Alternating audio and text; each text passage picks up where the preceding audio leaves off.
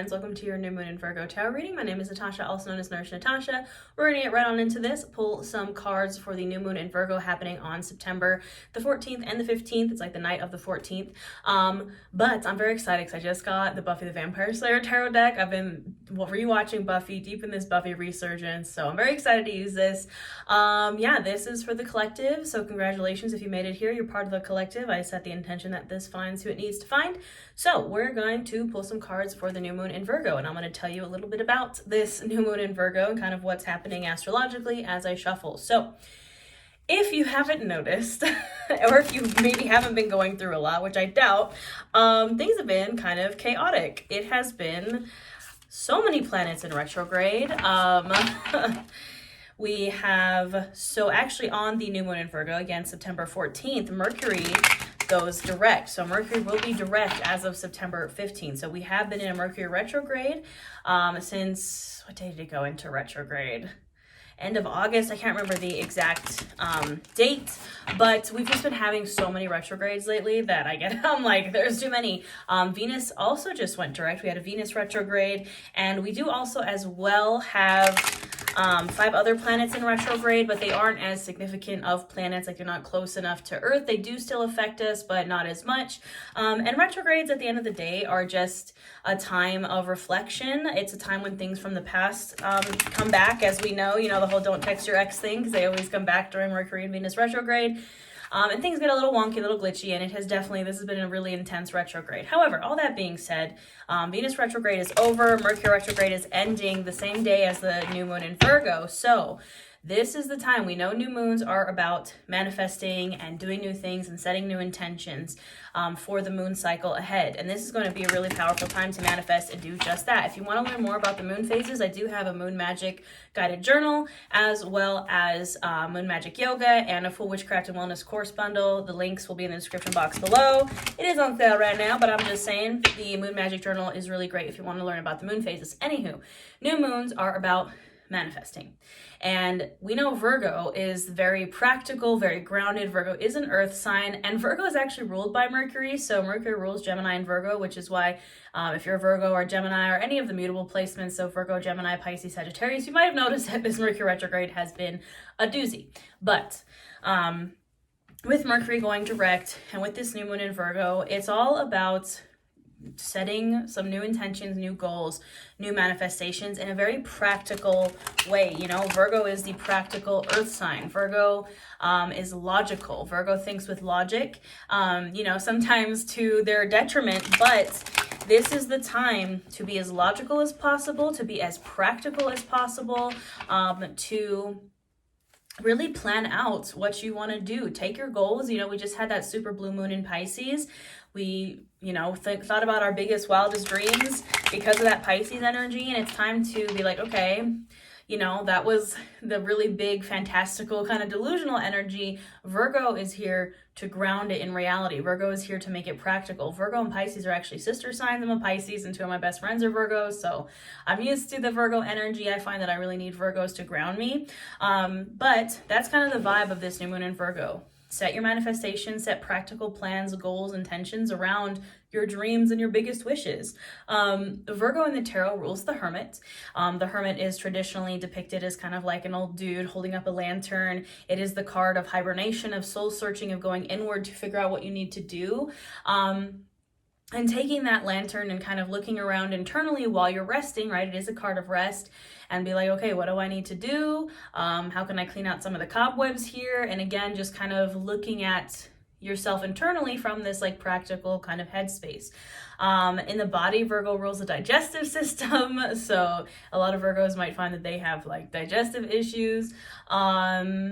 As far as chakras go, Virgo rules the throat because Virgo and Gemini, again, are ruled by Mercury, and that is a planet of communication. This is our communication chakra, so, use your voice, speak what you want into existence.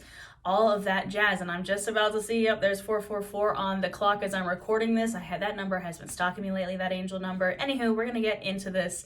Now that I've told you about the new moon in Virgo, I don't know if you noticed, but the Two of Swords, or the Two of Sides in this Buffy the Vampire Slayer deck, was lurking at the bottom of the deck when I started shuffling, and it's still here. I just shuffled for like 4 minutes and it's still here. And the Two of Swords indicates a decision that needs to be made, that you're kind of not sure which direction to go. And in the Two of Swords, you can see there's kind of like an island back there. It's like this person in the Two of Swords, usually it's a woman holding two swords, blindfolded, and she can't make a decision. She's trying to choose between two swords. She's trying to get to that island back there. She's trying to get to the island, and she's like, okay, there's only this way or that way, and there's no in between. But kind of what I've been getting recently, just my own personal messages, is like, there is other ways. There are other ways. With this new moon in Virgo, maybe think about different paths, practical paths to get to that island, to get to where you're trying to go. And I noticed also that it's the Ten of Swords behind the Two of Swords. I think we have Buffy and Angel here. The Ten of Swords, and this is a card of betrayal, being, usually it's 10 swords in someone's back. But I think the reason why we're like, I don't know, I can't make a decision, I don't know which direction to go, I don't know what to choose, is because we're maybe feeling that Ten of Swords energy, either betrayed or backstabbed, or also it's just the card of like being done, dead, over with, like we've just been through so much and we're like, I can't even, it's getting like analysis paralysis, but not even, it's like fear of moving forward, and that's why we're kind of stuck. So let's figure out what we got to do. Well, would you look at that? There's the Fool right there. I'm pretty sure that's Xander as the Fool. And this is the first card. And again, I shuffled. I got this deck. It's a brand new deck. I got it 2 days ago. I've already done some readings for myself. I've shuffled it tremendously. You just saw me shuffle it for 4 minutes.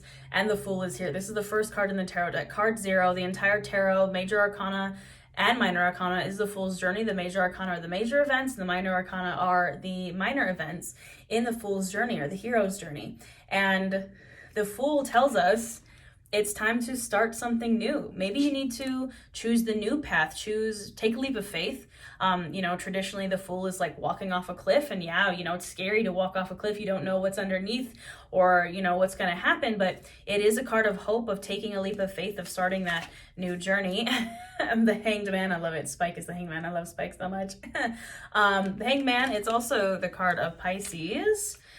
We have the Knight of Pentacles here. That's Riley from Buffy the Vampire Slayer. If you've never watched Buffy the Vampire Slayer, please go watch it.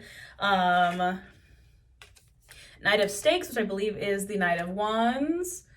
Who is this? I can't really tell. It's been a while. I'm like just now making my way through Buffy again. Ace of Pentacles. Is that Oz? I don't think that's Oz. I can't tell. And then we have Judgment. I believe that's Anya in the magic box. Let's get a few more. Page of Chalices. Oh, it's Clem. He's like my favorite demon. Or the Page of Cups. The Devil, which has Evil Willow on it. These cards are like so stuck together because they're so new. And the Page of Stakes, Page of Wands, which I believe is Harmony. She's so cute. Anywho, who do we have at the bottom of the deck? Like I said, Two of Swords and the Ten of Swords. Who is behind the Ten of Swords? I'm just curious. Ace of Chalices, Ace of Cups. All right, so we have the Fool with the Page of Chalices and the Knight of Stakes, or the Knight of Wands. Now, knights are on a mission, and the Knight of Wands is the fire knight, the fire pony, as I like to call him. So we have the Fool, the Page of Cups, and the Knight of Stakes, or the Knight of Wands. And this is kind of telling us that our new leap of faith, like the new journey that we need to start with the Fool here, is it needs to be driven by pretty much love and passion, right? The Page of Chalices, or the Page of Cups, is the page of love. The page is holding that cup. Usually it has like a fish jumping in it. The Page of Cups is that water energy, Pisces, Cancer, Scorpio. And then the Knight of Stakes, or the Knight of Wands, is the Knight of Fire, passion, creativity, intensity. And it's like, what do you love? What lights your fire? That is the journey that you should be going on. And it's hard, right? It's scary because we live in a capitalist hellscape, the world's on fire, and it's very scary to take a leap, to take a risk like that is based in what you love and what you really desire, when you're like, but I have to work, but I have to do the things to function in a capitalist society. Yes, you do, But you can also follow your passions, and you need to take that leap, whatever it is, into love, into passion, into all of those things. And then what's holding us back? The Hanged Man and the Devil and the Ace of Pentacles. You know, and obviously the Ace of Pentacles is a good card. We love any aces, but what did I say? What's holding us back? That need, that the idea that, again, we live in capitalism, we have to have a job, we have to pay bills, you know, yada, yada, yada. That's just the price of being human at this point. But that's what is making us feel stuck. The Hanged Man is a card of being stuck. You know, traditionally the Hanged Man is in this position that Spike is in, but they're literally like hanging upside down and they can't move. But the point of the Hanged Man is being stuck for a reason. And the reason is you need to figure out your devil energy, what's holding you back, the ties that bind, temptations. You know, I think honestly having the devil as the evil Willow is really like a perfect depiction, because, you know, Willow, if you haven't watched Buffy the Vampire Slayer, basically Willow goes all dark side because her girlfriend Tara is killed, and she goes like super dark side.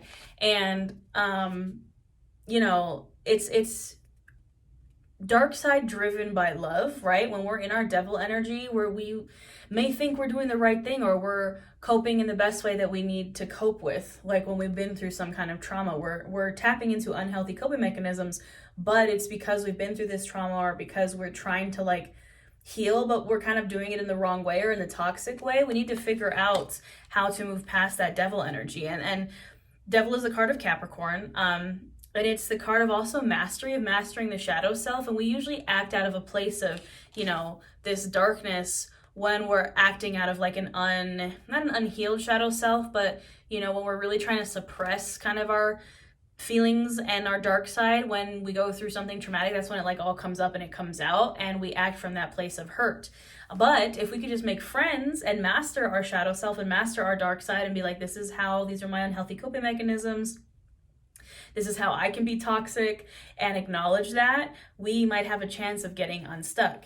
And the Ace of Pentacles, again, with the Devil and the Hanged Man, I think is a reminder that we are stuck because we are so grounded in reality. You know, this is the card of the material, the reality. It is, yes, a new offer of something, maybe money-wise, or a new job, a new career. But I think with these two cards, it's like telling us like what's holding us back is our own toxic coping mechanisms, and the devil is showing up in the material, right? It's like that idea that we can't follow our dreams, we can't follow our passions because of the material world, and we can't ignore that material world exists, that, you know, where we have to live in this society and function in this society, but we can get unstuck. You know, the Hanged Man can also suggest a switch in perspective as well. So what do we do about it? We have the Knight of Pentacles, the Page of Stakes, or the Page of Wands, and Judgment.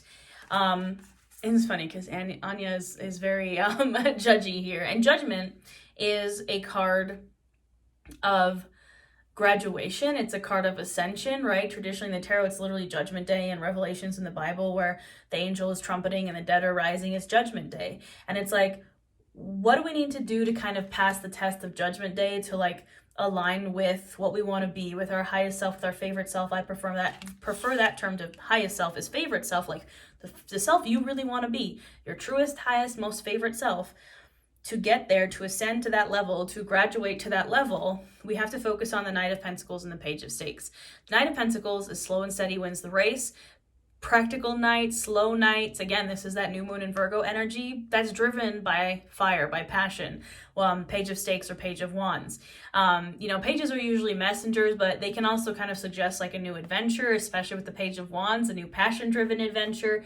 But expect that it's gonna go maybe slowly, and we would rather it, you know, we want to take the energy from the Page of Stakes or the Page of Wands, that fire energy, and apply it in a slow, practical manner. That is literally this new moon in a nutshell.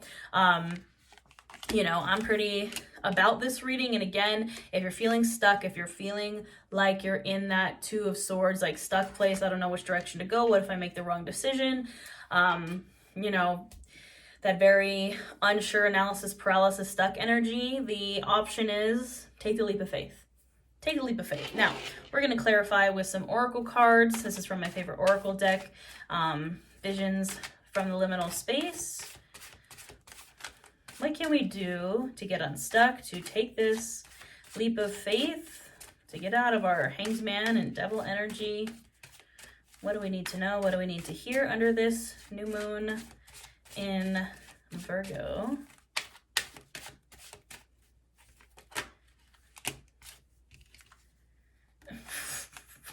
I'm gonna get more aggressive.